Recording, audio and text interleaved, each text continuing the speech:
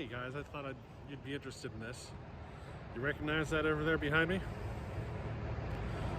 Let me flip the camera around. I'll point some stuff out. So, if you recognize that, this is Beaver Stadium, home of Penn State football. Not far from my house, say 45 minutes from my front door. State College, Pennsylvania. So, you ready to test this all again? Bigger carburetor, you know. Let's see what happens. I can tell you, when I filled it up with gas, I'm like, holy cow, this thing's a gas pig. It's going to eat it quick. But you may have noticed the Archer bar. I've never purchased an Archer before, so I figured why not try it, you know. I've heard mixed reviews, and so I decided I'm going to try it firsthand. So that's what I'm doing. Now, it came with a semi-chisel chain, which I'm not a fan of semi-chisel. Not at all. But I ran the rakers a little deeper than I normally would. So we'll see if that helps or it makes situations worse. We'll see. But let's see what happens here.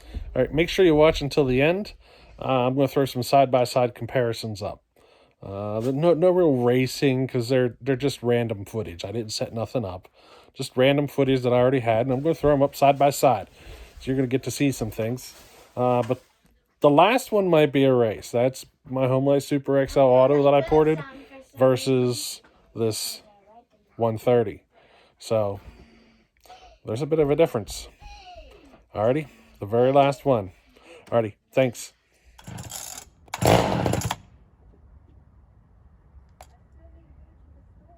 Alright, just give me a couple minutes.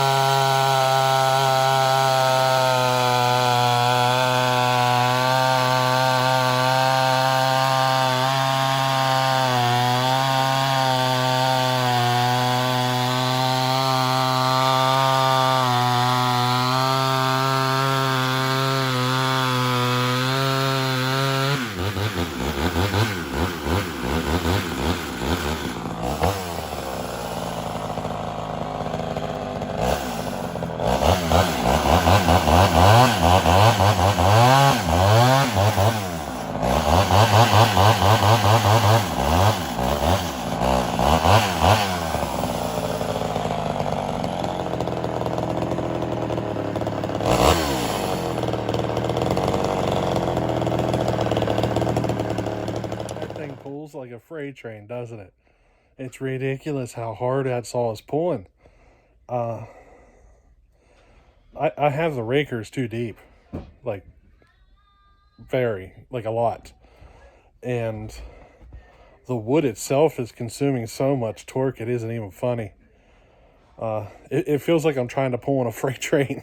There's a lot of torque there, but I wish I could put it in your hands. It's just crazy. I'm not used to this much torque coming out of a saw this size. Maybe something in the 80cc range, but it's just crazy. Just keep watching.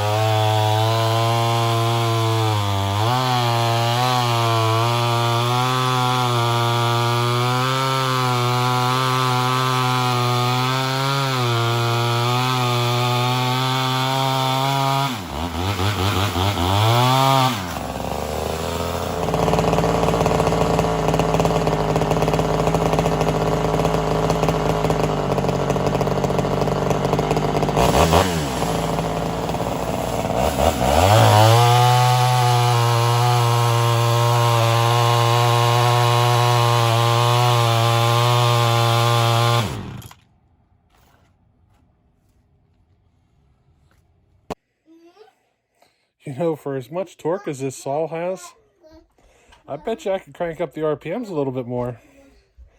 I was being kind of conservative with these RPMs. I built this saw literally to pull hard, and that's what it's doing. But I wonder, I could get some more RPMs out of this. I got plenty of torque. What do you think? Should we do it?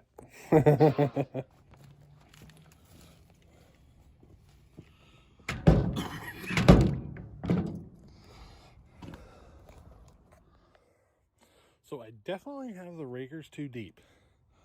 It is pulling to the extreme. But it runs great. A lot better now. Still some tweaking to do. Doesn't want to drop down from high RPM, so you saw how I shut it off. I'm going to do a spark plug test. I want to see if it comes up lean. Alrighty? So you probably can't see it very well, but it's lean.